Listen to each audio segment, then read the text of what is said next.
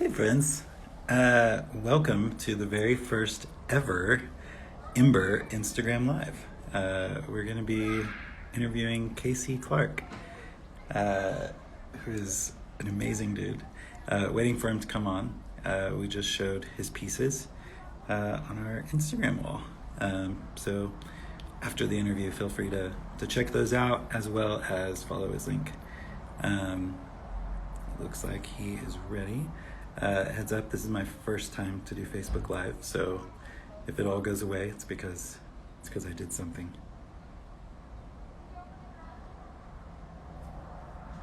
Okay.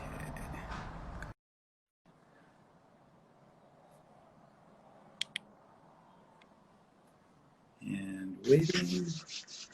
Awesome! It worked! Woo! Success. I actually have hardly any idea what I'm doing. So I was really happy that worked. Yeah. I'm tech boys. I do this all the time, but I've never actually done an Instagram live either. I've only watched them, and I've watched people like, no, the send request thing. Send us requests. It's like right there at the top. So yeah, it's a win. It happened. We made it happen, Zach. We did. And you're the first one. So Yeah. it feels really Hey, special. man. It's all uphill from here, man. Yeah. Or maybe downhill. I don't know. Maybe it's downhill, so it's easier from here. Yeah. Yeah. I'll go with that. I'm Yep. really glad you have the pieces behind you. I had them Yes. I had them ready on my other iPad. So Nice. great. Well, I figured they were always right here in my studio, so I figured I'd go ahead and just have them up. So Perfect. First of all, thank you so much for being willing to do this. yeah, man, it's my This is pleasure. uh, so for those who may not know who you are, um, would you want to share just a little bit about who you are and whatever you'd want to share? Yeah, man. Well, my name's Casey Clark. I am an illustrator I guess well, I've always drawn my entire life. I went to art school in Savannah, Georgia, to get a degree in illustration because I really loved the storytelling aspect of that. When I graduated college, I kind of continued on in that tradition with illustration. I did a lot of mural painting. I did a lot of architectural illustration. So I've always kind of leaned toward technical, but also did a lot of like editorial illustration. Julie, my wife, and I, we met in late 90s, got married. We have four kids, one married, one that's in college, one that's, or two, and then the other two live with us right now. So kind of like raising these two generations of kids. We got two that are much older and two that are much younger. And Yeah, that's so kind of fun. just navigating all that. You've met Ben. You met him at Breath in the Clay. So Yeah, real briefly. yeah, yeah, yeah. So um, musician, songwriter. My wife and I spent several years traveling and leading worship and doing house shows. I spent about 7 years on staff and 7 years before that as a volunteer at a church. So just got a slew of experience in kind of different realms and different worlds. I also own a marketing agency, so I kind of got my hands on a lot of stuff, kind of keeping myself busy. So Uh, I mean, being a parent in itself uh, is so much work. hmm and I'm currently doing a lot of soul care, hence, Yeah, many years of being a parent and being married and all the things I've done. I've begun to take a lot of notice of like how important it is, to take care of yourself and all that. So yeah, yeah. I mean, soul care, that's powerful stuff. it is. Yeah. That feels like a fairly new thing, like as far as like in the dialogue in our generation. Yeah. Um, Well, I think Ember was actually probably really instrumental when Phil and I started working together on the illustrations for Slow. I started realizing how important it was to slow down. And so I think that really has actually been a huge influence on me. Just my relationship with you guys has been a huge influence on that. So that's awesome. I yeah. know I told you this before, but your drawing pieces, the videos that we made with a couple of the slow podcasts. Hmm. Uh, so incredible. Oh So man, thank you. amazing. Well, I'm excited we get to do more, man. Phil and I just talked about some more. I was actually reading in John to get prepared for kind of this next batch of them, man. I'm excited. Oh, nice. Oh, yeah. Phil actually did tell you that this morning.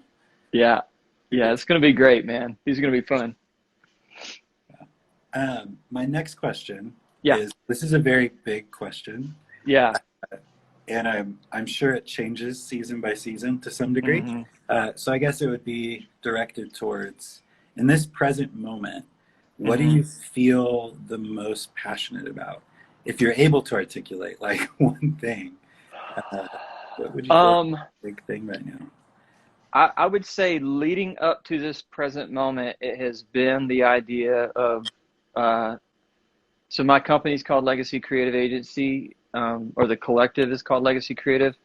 Leading up to this present moment, it has increasingly been more important to me to understand the value that like legacy is not a vault, it's an archive. Like it's not this thing where it's like you just store things away and when I'm gone people can have at it. And I'm realizing now, as I'm leaning into more that idea of soul care, I'm realizing that as I begin to take care of myself, the value of what I'm stowing away and leaving away as access in an archive is Wow. richer because I'm taking care of myself in hopes that those things will actually be more valuable. Does that make sense? Yeah, that makes total sense.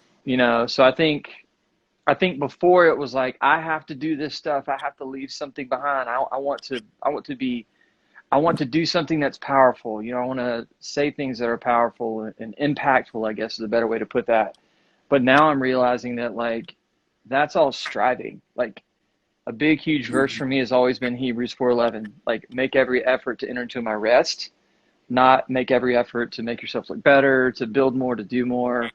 And so just learning that rhythm as opposed to like having a bunch of plans and trying to do a bunch of things, instead saying, okay, Lord, I just release all this to you and and just ask you to show me what to do with it. If it lays to rest right now, right here now, that's great. If you revive it, that's great. You know what I mean? So just learning how to pay attention, I think, in this season's been really, really important. Yeah. Oh, Yeah.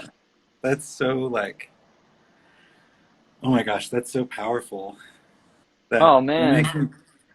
makes me think of like the emphasis really is on we are called to embody Christ to the world around us, and Yeah. like so like everything that you just described just really brings that into simplicity and its value. Hmm.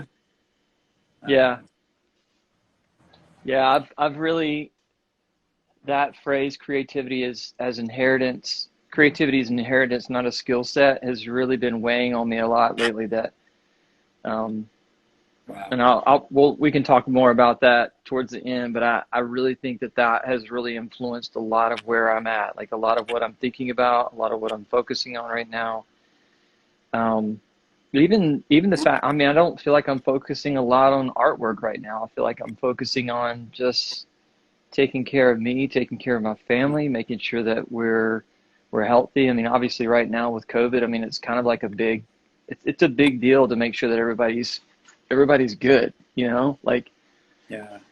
we can't predict the future and we can't look too far ahead because I think anxiety is really rooted in us looking too far ahead. And I'm learning that the more I'm staying present in the moment, the more I'm like asking the Lord to help me release things and asking me to like restore a better union with Him.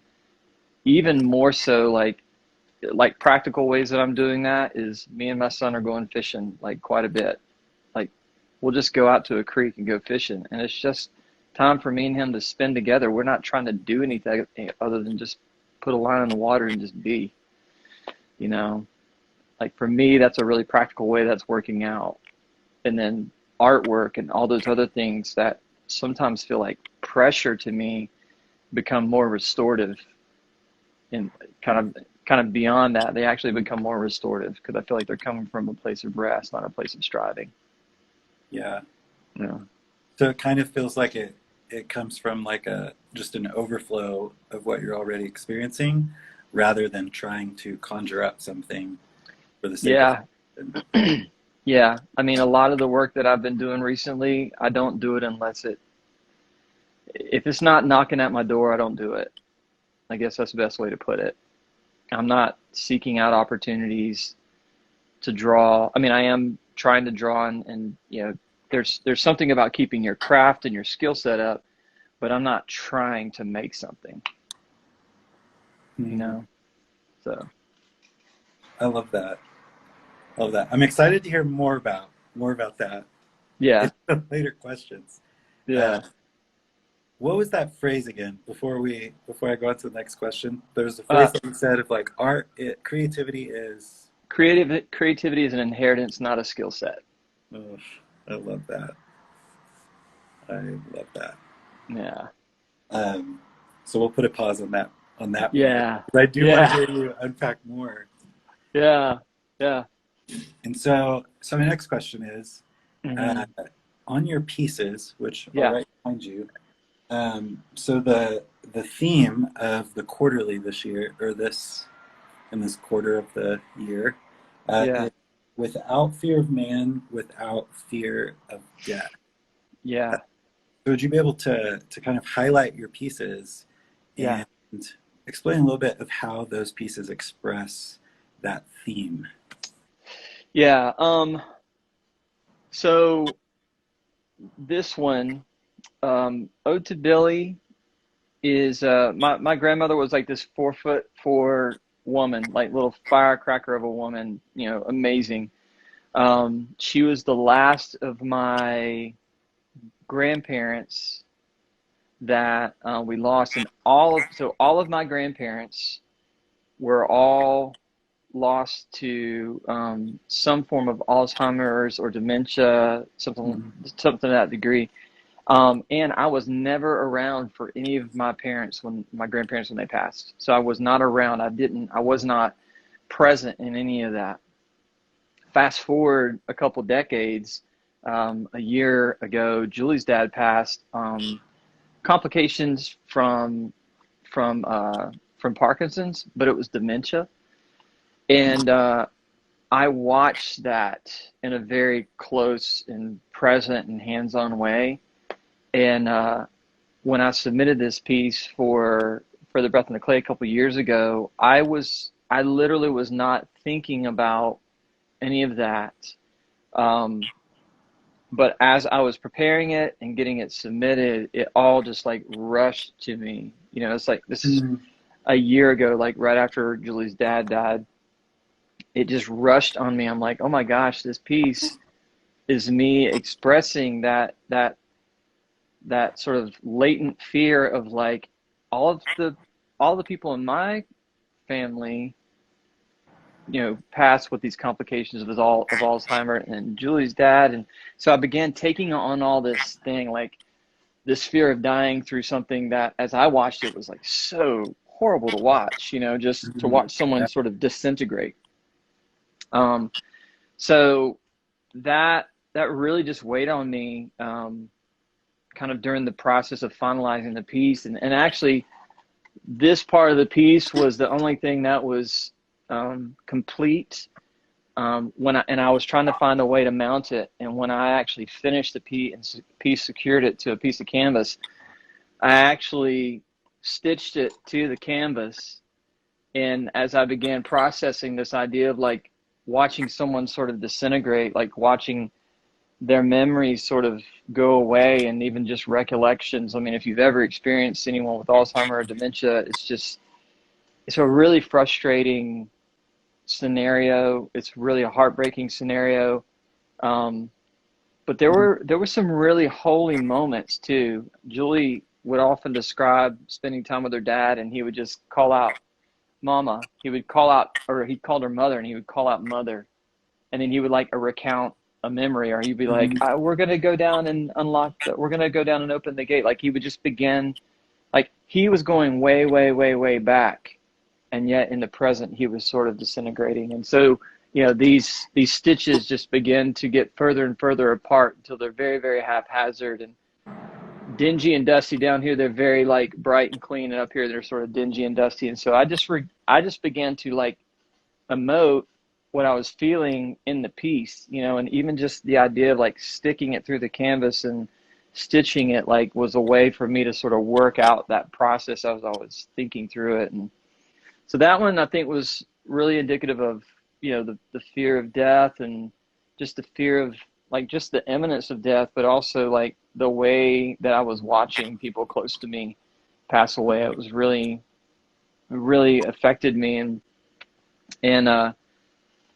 then this other one, um, Delight, that one was really, I think that one was, I think the description of that was posted on the Instagram post from yesterday, but that was, again, kind of going back to that idea of like, what am I leaving behind? I Mm. was actually, when I was doing this piece, I was processing some stuff about how I was raised and just my relationship with my own father. Just, just that tension of, you know, growing up under uh, a dad who was a part of my family, but also sort of very distant because he was working so much. And so we just didn't really have this great relationship. We love each other, but we just didn't have this relationship that I longed to like improve upon with my son. Mm. Um, but I was reading through Proverbs, and I was really inspired. The more and more I read it, the more and more I saw these interactions of a a father to his son, you know, Mm. this counselor to or this teacher to student relationship, you know. But I loved how it was always in the context of family. And so for me, I was sort of afraid of how I might become because of my relationship, because of how I was raised. I was sort of afraid of what I might become. But as I was looking to scripture, I was realizing I'm like, if I just simply follow this, I can certainly avoid some of that. I can certainly avoid some of those things that maybe I've grown to fear that I might become, and instead just really surrender my son. And so this idea of delight was for me like really just, it was really a prayer. Like I just want my heart, I want my son's heart to be open, you know, to the things of God. I want my heart's open, my son's heart open to, you know, Mm. what the Holy Spirit is saying. And if anything else, if I can just lead him to the stream to drink, then that's really all it takes. Like I think about it often when we go fishing. I'm like, I'm leading him to the stream, and we're just throwing lines in the water. We don't have to do anything else. You know what I mean? Like we're Yeah. here together. You know, and those moments are really precious. You know, so those are kind of some ways that that stuff's kind of fleshing out for me as I was thinking about these pieces in relationship to the theme. That's what was really, you know, kind of coming up for me. Mm. Yeah, Wow. yeah, Thank you so much for sharing that with like that just feels so vulnerable and so like yeah, really facing deep heart stuff, but also yeah, really heal like the feels like sounds like the process being really healing and yeah, well, yeah. I feel like it is. I feel like it's. I mean, art really is therapeutic. I mean, there's I have found more conversations with God while making art than really any other like visual art for me. I've found more conversations in more places where I'm receptive to what he's saying in those moments than in any other moment. mm, Yeah. wow. So yeah, it's good That's stuff. so that's so beautiful. I'm really Mm. glad that we're like saving these interviews because Yes, I kind of want to go back and listen to how you explained those pieces and kind of man.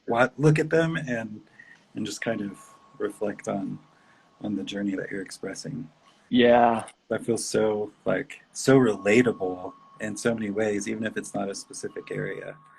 Um, Yeah. Absolutely.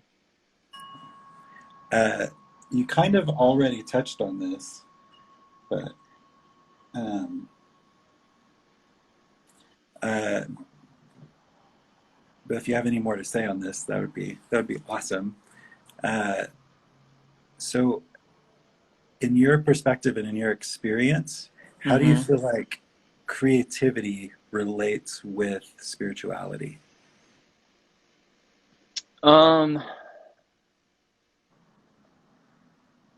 I so when I go back to that idea of like creativity as an inheritance, so for me, um, well, sometimes I'm super practical. Like I'm not a really super deep thinker, so a lot of times I have to find some practical footing. So when I Mm, think about creativity, I always think about like, why do I value creativity? I look at it and I think I value creativity because it helps my accountant save me a lot of money every year on taxes. Like I look at creativity as like it's just something that we're endowed with, like, but it's in those skill sets where the creativity comes to life. You know what I'm saying? Like the yeah. creativity is just something that's inherent to who we are. It's a gift. You know what I mean? It's like we are created in the image of the creator. So it's like, why wouldn't we just also be doing that? We create because we were created, to do that. And it's like this cyclical thing for me. But where it gets real and real tangible is when we apply these particular skill sets that we're given. So when I think about visual art, when I think about music, when I think about songs, I go back to what I said earlier. Um, Julie and I released a record a couple of years ago, and when I was painting an image for the inside of that record, of the artwork, and I remember telling Julie, I had more profound encounters, spiritual moments where the Lord was doing stuff in me, teaching me things, showing me things, just talking to me, painting, than I did in making the music. I loved making the music. I loved writing those songs. I loved the experience of that. But I wouldn't trade the experience of doing the painting because of what I gleaned from it. Mm, Like I did a painting and I wrote this poem that sort of was the trailer to the album. All of that came so like just so well. It was hard fought, but it came easier than the music. And the whole point was, making this album. But the profound moments were found when I was doing something that made me get slow.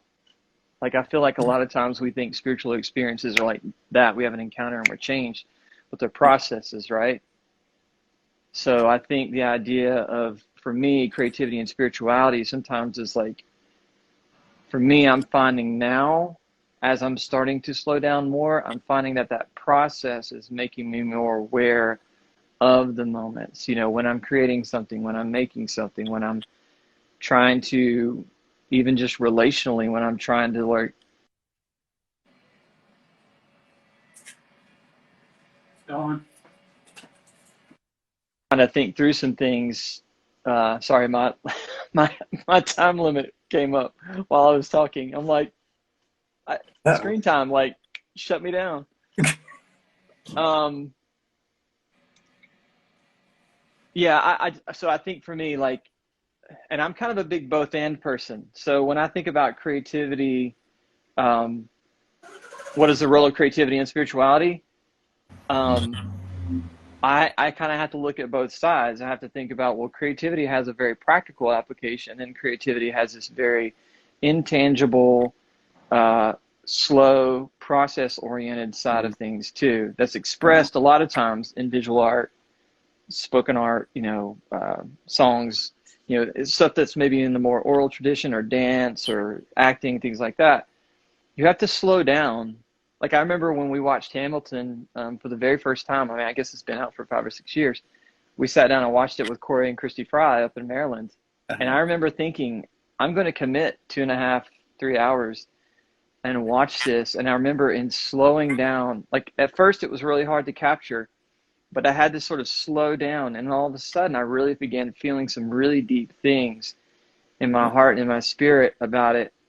And I was like, and because it was so creative, it was so like, I'm thinking about things from way different angles to communicate something that's sort of this historical truth, and even the way that's sometimes even the way I approach scripture is I approach scripture from this perspective of like, I want this to speak to me, but I also probably need some tangible way for that to be concrete in my life. And so therefore creativity comes in and says, okay, how can I do that?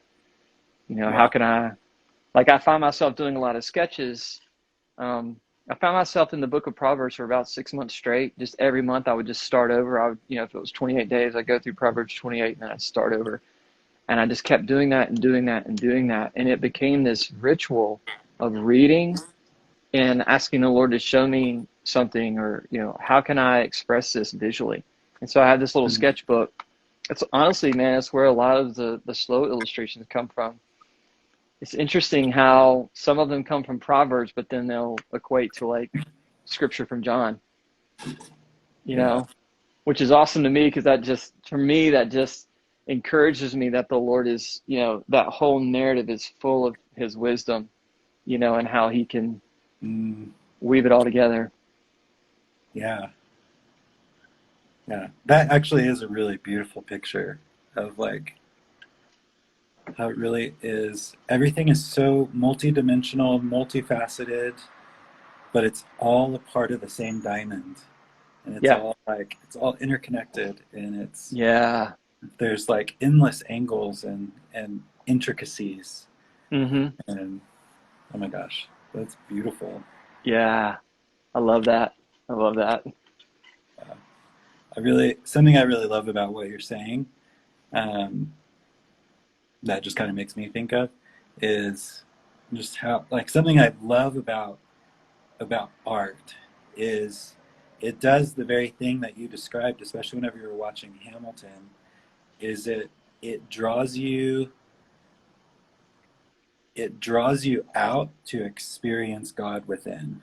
And Yeah. it really like trains you in the same way that spiritual direction like helps you. The purpose of spiritual direction is to help you recognize how God is already present with us in the mundane of life. Like Mm-hmm. art really does that. It trains, and it directs our thoughts and our hearts to experience God outside of this small world, and it Mm-hmm. makes it bigger. And so I love that. Yeah. I love that. Yeah. Is it Mako Fujimori who talks about border stalkers? You were talking about like how art sort of leads us out to the fringes, or kind of it leads us outside of the cultural norms. This is sort of a new thing for me. I'm just now sort of getting into Mako and learning a little bit more about him, but I love that idea that like artists do tend to be sort of outside of those cultural norms, which, you know, makes us stand out and makes us look weird, or makes us even, to the other side, makes us feel weird. Yeah.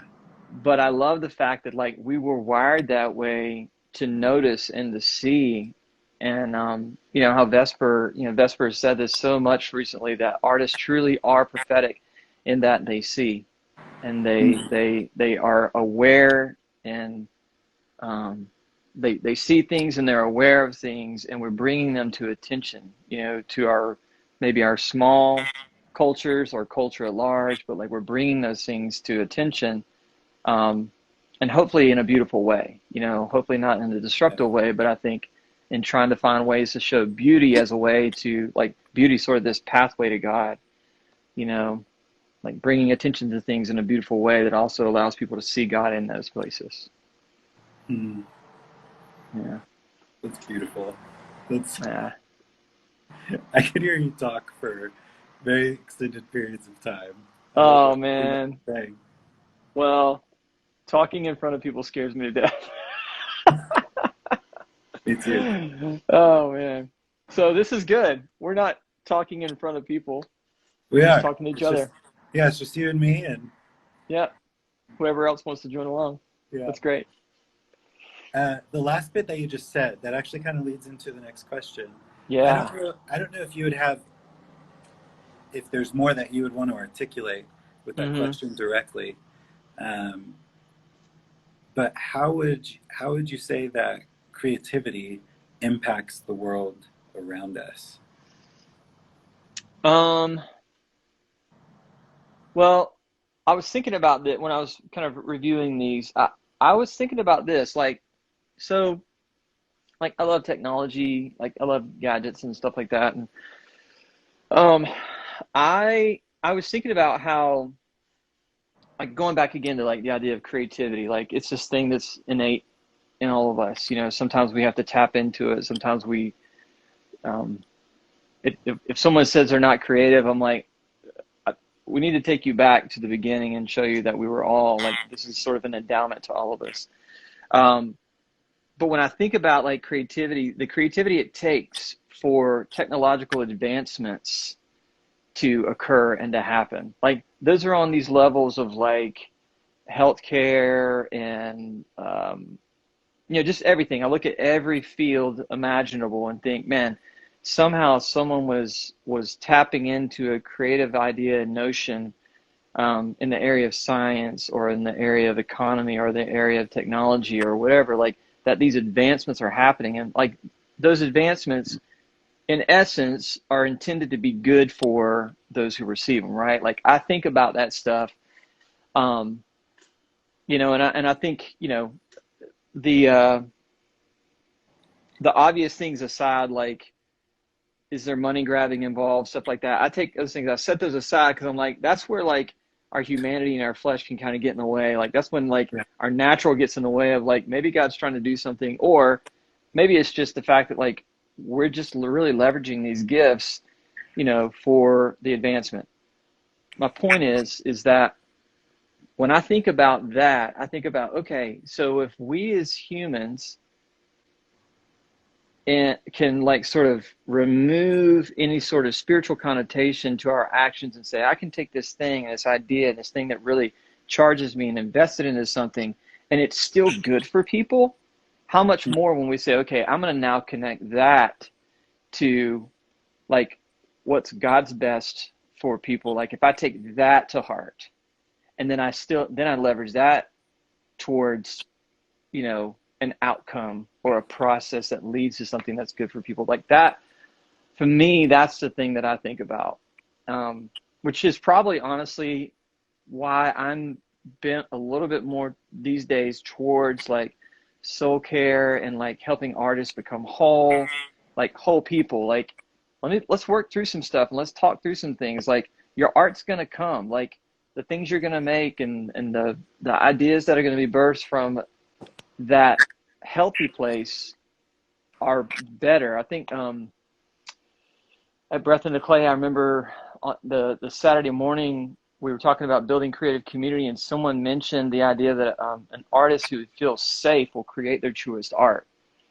Mm. And I'm like, if they're creating their truest art, what latent ideas are inside of that person or that group of people that could be of such a benefit to the world around them or the world at large? Like I think about that stuff, like so. Yeah, I think for me, I think creativity impacts the world because we have an opportunity, to release these ideas that are sort of latent inside of us, and I think they're infused by God. I think they're infused by the Spirit. Um, the Muse, um, but I think it's really applying that. It's applying that creativity and those skill sets together with a heart for others. I Mm. think when we just like having a heart for advancement or progress or striving, like we were talking about earlier, it's where it can get muddy. Yeah. But I think if we truly say, okay, God, how do you want me to serve? Like, for instance, like an artist within a local community, a faith community or just a community or a neighborhood, like, especially right now, a lot of people don't really have a lot of outlets. Instead, if they were to say, okay, God, how can I leverage what I do have for the benefit of others? Imagine what could be birthed out of that, because it's such a pure place, Yeah. you know? Yeah. That's so good. It leaves so many things to reflect on Yeah. and to think through. I love that. Yeah. Yeah. Yeah. I think just a lot of where I'm coming from right now really is probably based on a lot of reflection because I haven't put my hand to Canvas, or I use my iPad a lot for digital sketching, and I haven't really been super active, but I'm actually a little bit grateful because I think it's actually given me headspace and Mm. heart space to explore things and think about this. Um, like I don't want to ever come to the canvas with an agenda, you know? I don't want Yeah. to ever come to whatever my desired outcome would be with the outcome already planned out. Like I want there to be mystery. I want there to be an exploration. I want there to be a process, and I want to grow. Um, yeah. Mm. So much wisdom. Oh man. So much good insight. Oh man. Thank you. That's super kind. I appreciate that. Before we close up, Uh-huh. I'm uh, honestly my arm is. I think you were really smart with having a stand or having something to hold your. Because I was definitely like, I just did a new workout regimen at the gym this morning, and so Oh my man. arms are like trying to hold this That's phone. right. You were doing the row, weren't you? Yeah. Oh Oh yeah. man. Yeah. Oh man. You're gonna feel So that tomorrow. I know. I'm excited about it. I like the feeling of like a new routine and kind of Oh that sort. yeah. I've been doing the same thing. I've been doing a lot more. I mean, I'm working out of the house, and so yeah, switching it up's been really good. Anyway. Uh, anyways, um, oh okay. It looks like Becky actually has a question. Oh, okay. Becky said, "What are your thoughts on the idea that people miss out on some of the depth of art because they aren't willing to sit in a place of pain or take the time to process feelings or what's happening in Mm, life?" Whew, that's a wow. good one. Wow. Well, I will go ahead and show my card right now. I am a 1 on the Enneagram. I am not a 4. So here's what I've realized. As a 1, I am all about like improvement, getting better, which also means I will like go as far away from feelings as I possibly can sometimes. So, can you restate the question one more time? I thought that was going somewhere, but I want to make sure Yeah. I want to make sure I speak directly to it. Yeah. So Becky, by the way, is a 1. She just said that. And I knew that was Amazing. yeah. So what are your thoughts on the idea that people miss out on some of the depth of art because they aren't willing to sit in a place of pain or take the time to process feelings or what's happening in life? Hmm. Um, I would say this. I think that I think if we don't slow down, I think we will miss out.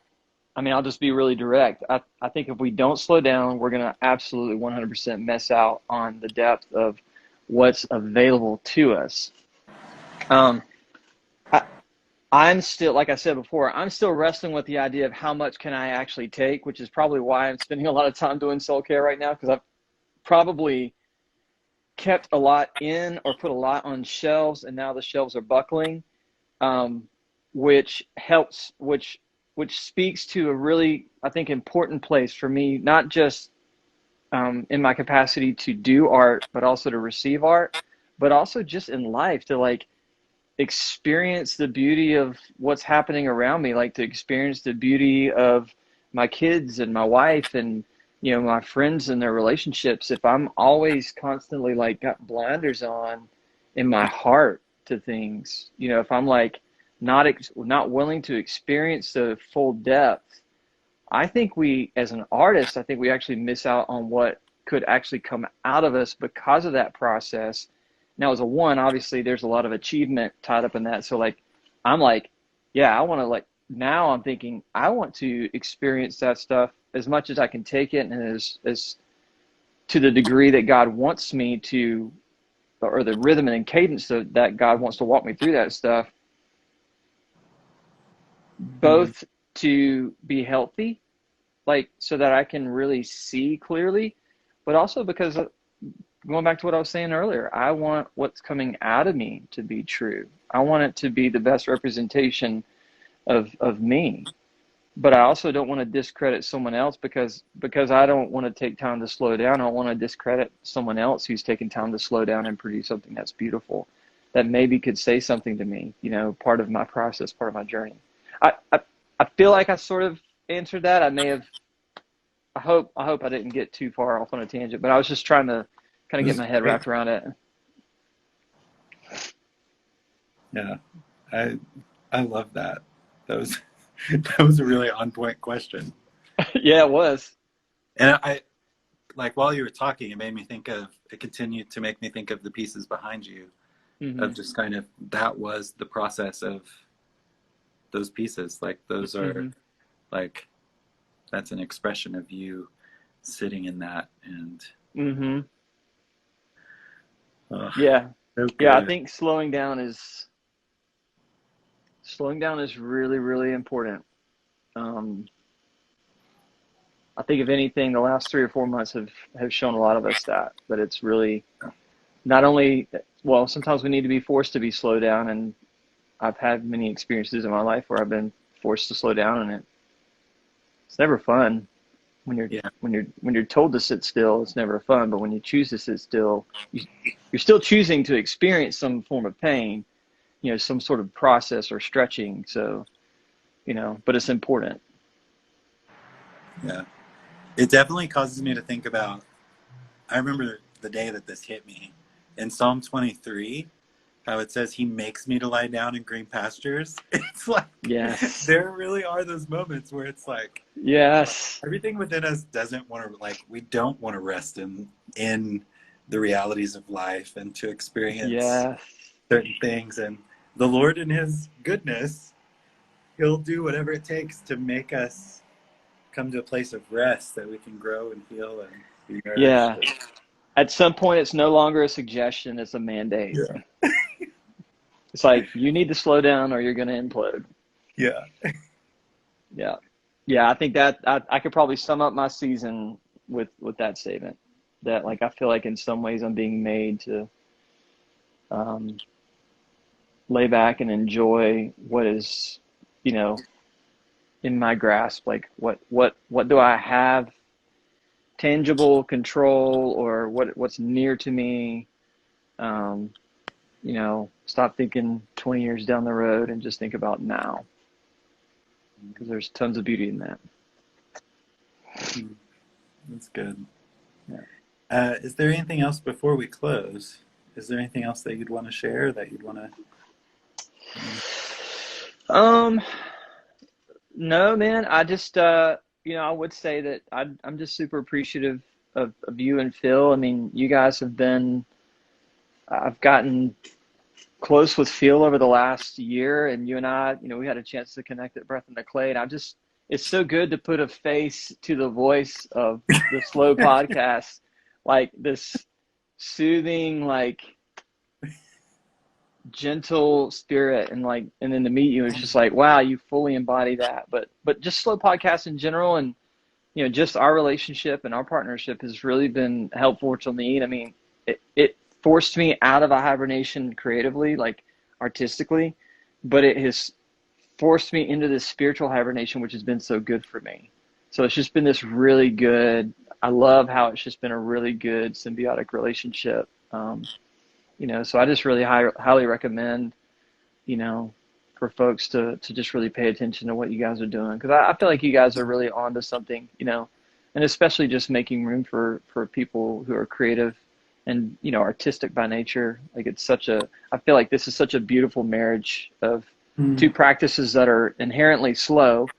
Um, and the fruit of these is long coming, it's down the road. And so I think it's teaching us to really embrace the process, and that there's beauty in it, but it's a long haul. Mm. And thank you so much for saying that. That's like Nah. it's really encouraging. I mean, like as you know, it's so easy to just get in the mix of what you're doing and love spending time with the Lord and I love doing the podcast. I love doing the pieces that we're doing, but Yeah. sometimes it's easy to forget that like this is actually ministering to people and like making space. Hmm. This is Yeah. partnership with Somebody Yeah, somebody told me a long time ago that a lot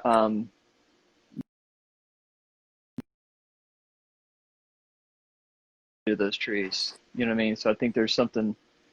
It's sort of like gut wrenching at some point, but it's like it's beautiful to know that like we're doing work that will actually provide benefit and value to people.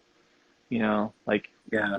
we're doing. You guys are doing stuff that's like nurturing spirits, and like I think Dr. Leaf was talking about how like if you really pay attention, we're like 99% spirit, like because so much of that is really what makes up who we are and what counts. Hmm.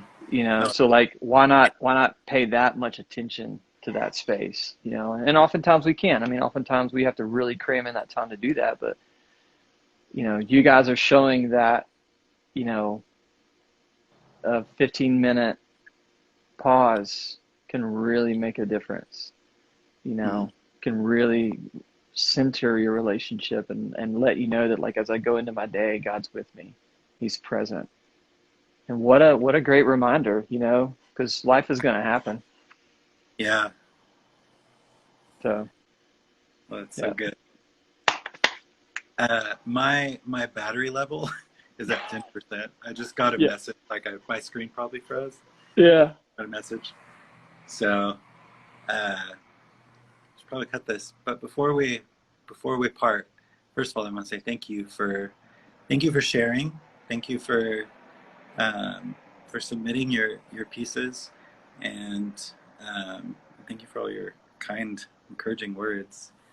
Um, and uh, I just want to say that, like, you are such a gift Mm. to my heart, um, to us. I know to Phil and I both for sure. But I noticed like so many others, just the heart that you walk with, that really like cares for the soul. Because even in the way that you express your personal journey of soul care, that just like overflows and ministers, I think, to so many people. And Mm. the things you're articulating through your journey, um, and the work that you do is so like it's so amazing. Oh Um, man, thank you. like all the pieces I've seen that you've done are beautiful, and some of them even challenging. Like they really like my soul confronted Mm. with truth and beauty, Mm. um, and so and also, if people want to, so I guess people can follow you at Yeah, it it's must be KC. Yeah, MUSBKC. So, whoop. and then a link to your website is on there as well on your Instagram profile. Yes, yes, it is. Yeah, yeah. Cool, cool. Well, Awesome. dude, thank you so much for doing this. Yeah, man. Thank you guys for having me, man. It's been a blast. It's been so encouraging. Yeah. I look Awesome. forward to seeing the pieces that you're gonna create in the coming months for Yeah, for the I'm starting members. tonight, so you'll see them soon. I'm excited. Awesome, man. Well, I love you guys. Thank you so much for having me, dude. All right, love you. See ya. Take care.